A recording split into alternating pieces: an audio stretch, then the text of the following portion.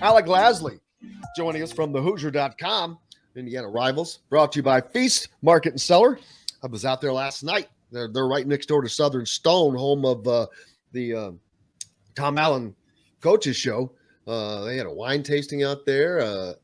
I did not realize all of the incredible food that they have. I ended up bringing home some calamari, baby. Woo! Yum. It was good. It did not make it through the night. But welcome aboard, Alec Lasley from the Hoosier.com. Lots going on. Everyone waiting for the complete schedule to come out today, Alec, which just tidying up some dates and times with that mainly. But bigger information in the recruiting scene regards to Derik Queen and setting his visits, and that seems to be also getting solidified now. Yeah, so as of today, he officially set that official visit to Indiana for later this month. He'll be on campus the last weekend of the month, September 23rd to 25th, that Friday to Sunday. So he'll be visiting with his teammate, Liam McNeeley, also in the 2024 class. So you have two extremely talented top 30 players visiting the same weekend. Obviously, we know Indiana's pipeline through Montverde with Jalen Hood-Schifino and Malik Renault. So you're getting two more guys on campus the same weekend. Obviously, does not hurt that way. Talking to some people about Queen, it doesn't sound like at this point that that pipeline, so to speak, that Indiana is trying to create there is going to play a huge role. But at the same time, it does not hurt to have two teammates and two very, very talented players who you played with on campus there, and let alone then another teammate on an official visit there at the exact same time. So definitely a significant development there. Maryland going to be kind of the biggest school to watch in this recruitment, originally from the Maryland area. So we've seen what Kevin Willard, their new head coach there from Seton Hall, has been able to do this summer in that first recruiting cycle, getting Jamie Kaiser and Deshaun Harris-Smith, two guys that Indiana was after, to stay in state there. So it looks like Indiana, with Kenya Hunter's ties to the East Coast, and especially that DMV area, and Maryland are going to go head-to-head now in a lot of big-time, really talented prospects recruitments here in the future. And the next one is going to be Derik Queen. And you mentioned that, because we've heard his recruiting is national. It has been for a while. And you mentioned Liam McNeeley, who will also be coming on a visit now that he is attending Montverde. But he doesn't have that relationship with, say, Jalen Hood-Schifino and Malik Renault that Derik Queen does, having played together. But it seems Indiana's in a little bit better position with Liam McNeeley than they are with Derik Queen. Yeah, and a big reason for that is getting him out of the state of Texas. We've talked about it before. Getting him to leave that state was a significant movement in that recruitment. Indiana was involved before, but that was the biggest hurdle that they were going to have. It's still going to be a big hurdle, but the fact that he left the state and went to a high school that Indiana's now had success getting kids out of and looks to have a really, really good relationship with at the current moment. Obviously just screams successful for Indiana, and that's the biggest thing that they tried to get out of at least the early stages of this Liam McNeeley recruitment. But he's a guy that loves tradition. He's a guy that loves playing for someone who's been there and done that before, not only at the college level but the NBA level. A guy who has all the skill in the world to get to that level playing in the NBA. And so that experience that Mike Woodson has when we've talked to him has really kind of shined through. And that's something that to go along with the Indiana history is something that Liam McNeeley really likes up to this point. We'll see what happens, obviously, after the visit and throughout his recruiting process here, because it's not something that's going to end shortly. The biggest kind of point with those two guys is still Derik Queen and his potential to move to the class of 2023. We've talked about it throughout the summer that has kind of been some whispers behind the scenes. There hasn't been a lot of talk about it lately, but he's leaving that option open. That wouldn't be something that would happen until the spring, though. So when you look at Indiana's 2023 class, and feeling a little bit iffy the way that it's gone over the last couple of months, having that potential, which seems to kind of be gearing up a little bit more as the season's slowly starting to get rolling here for high schools, is something to continue to watch, and something that Indiana is going to push for regardless of how the Arrinten Page recruitment goes, is to get Derik Queen into the 2023 class. We'll see if it happens, but either way, 23 or 24, Indiana is going to be pretty heavily involved throughout the remainder of the process.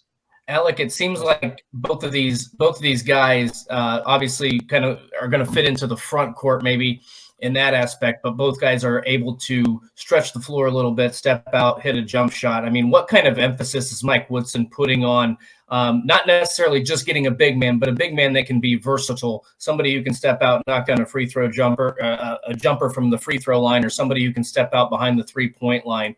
Seems like that's going to be a big part of his recruiting mindset, is to get not just a big guy, but a big guy with some athleticism. Yeah, absolutely. And from basically re-recruiting Race Thompson and Trace Jackson Davis to going out and getting Malik Renault and the guys who they've gone after now in the class of 2023, it's very evident of what Mike Woodson wants, and that's a really athletic, versatile big man who can step out and hit an outside jumper. But at the same time, Mike Woodson's going to have to pair that type of player with a really talented point guard, and that's what he's been able to do up to this point. Right, with Xavier Johnson and the relationship that he's been able to build with both Race Thompson and Trace Jackson Davis in kind of the pick and roll, pick and pop game, which we saw a lot more towards the end of the season last year. You get that with obviously Jalen Hood-Schifino and what he's able to do in ball screen situations. Now the next step is kind of you have Gabe Cups, but you're still going to need another point guard here moving forward in the 2024 and 2025 classes. You have that guy already, at least kind of honed in on, and Jalen Harrelson in the class of 25. But Mike Woodson, in order to get everything that he wants out of those versatile big men in that pick and pop situation, is going to have to pair that with a pretty talented point guard, which again isn't anything new, right? I mean, and right. To win in college, to win in any kind of level of basketball, you need a really talented point guard. So it's not something new to Mike Woodson, but in order to get the most out of that versatile big man, he is going to have to continue to recruit the point guard position pretty hard and pretty heavily. And the Big Ten is just becoming, not that it was ever easy, but it is just becoming a brutal place to recruit. Tom Izzo is still Tom Izzo, as we've seen what he's been able to do here this offseason. Now you've got, Juwan Howard that has entered the league, but you got Brad Underwood, who's doing a quiet but good, solid job in Illinois. They replenished in the portal, and now you've got Kevin Willard at Maryland, who is going to make life hell for Big Ten coaches on the recruiting scene. He is been very successful, and like it or not, he coached under Rick Pitino for a long time. And I don't care what you think of Rick Pitino, but as a coach, he's a badass. He's one of the best coaches that there's ever been. From a nuts and bolts coaching staff, I'm like, and so he was an assistant to him for a long time. And obviously he has gone to Maryland and just killed it in recruiting already. And Maryland is, I'm not going to say they're as good as the state of Indiana, but they produce a lot of, you talk about places that produces a lot of talent, the Indianapolis area, the Atlanta area. Well, that DC area over there of Maryland and that area is also a great basketball producing area. And he's going to start pulling on that because he's doing it now and doing a hell of a job. Yeah, absolutely. And that's when we go back to the way that Mike Woodson's already kind of made Indiana more of a, national level recruiting base in the short time that he's been there has been so vital, because you do have really good recruiters in the Big Ten who are able to fight and claw for a lot of the Midwest prospects. And like you said, in the state of Indiana, even though it's been a little bit down in terms of really high impact players in the last few classes, it's starting to gear back up again. And that's when you're not going to land everyone in the state or even in the surrounding states. So the fact that they're going out west, they're going in the southeast, they're going in the northeast, anywhere on the East Coast, right? You have those options to widen that reach and to be able to land the guys that you want. Obviously, this summer it hasn't really turned out the way that they've wanted, but again, that just shows you the fact that they were able to get Gabe Cupps and Ja'Kai Newton, two really high level players, really early on, kind of gave them that ability to really be a little bit more selective with who they went after in this summer's recruiting cycle. And I haven't heard a lot about NIL with the Maryland guys that they've landed. I haven't heard anything about it having to do with NIL. Yeah, I mean, it's not a huge college. The programs have it in place. Outside of kind of a handful of schools, it doesn't seem like a lot of programs are really leading with that. That's basically an add-on. You're going to get NIL wherever you go, right? Even if it's through some sort of program like Indiana has with Hoosiers for Good, or if it's through something else, in just partnerships and different promotions that you're able to get and sponsorships while you're in college. I think a lot of schools are going that route and kind of leaving it up to the prospect to be able to kind of pick and choose what they want. Obviously, Indiana has something set in place, which I think in the long run is going to be much better when the college basketball world tries to reel it in a little bit and have really strict enforcements on what actually NIL could be and what that definition is.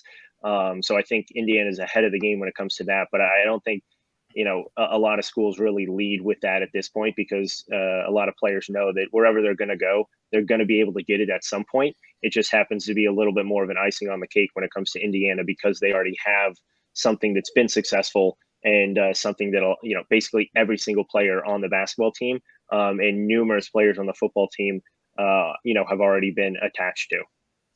Yeah, I'm looking at, say, Maryland's NIL collective, Donta Scott, Julian Reese, Hakeem Hart, Jameer Young, Noah Batchelor, Ike Cornish, Jahari Long, Brett Carcass, and Donald Carey, all under there. So that's what, 9? That's 9 of their guys right there. So they basically have the entire roster under as well. So it's getting done. Just like you said, it's getting done there.